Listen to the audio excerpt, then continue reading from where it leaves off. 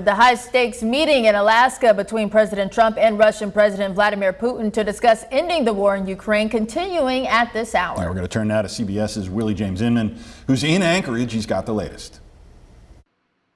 President Trump and Russian President Vladimir Putin greeted each other at a U.S. military base in Alaska Friday ahead of their one-on-one meeting. En route to the summit, President Trump warned of very severe consequences if it does not go well. It will be very severe. I'm not doing this for my health. The president said discussions about territory will come up during the high-stakes face-to-face meeting, but stressed it's Ukraine that will make the final decision. I'm not here to negotiate for Ukraine. I'm here to get them at a table. For Ukraine and other Western allies, the best-case scenario would be for Putin to agree to a ceasefire today, which would pave the way for more detailed talks about ending the war.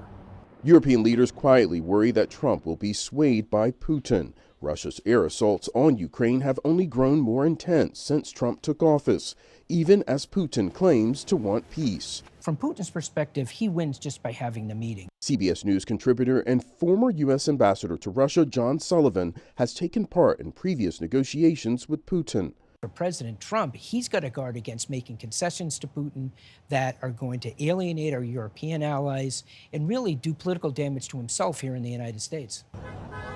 Ahead of the summit, protesters took to the streets of Anchorage and expressed skepticism that the meeting will go well.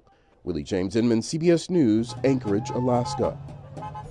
Now, the two leaders are also expected to discuss possible economic opportunities during their sit-down, but President Trump said the U.S. will not do business with Russia until the war is settled.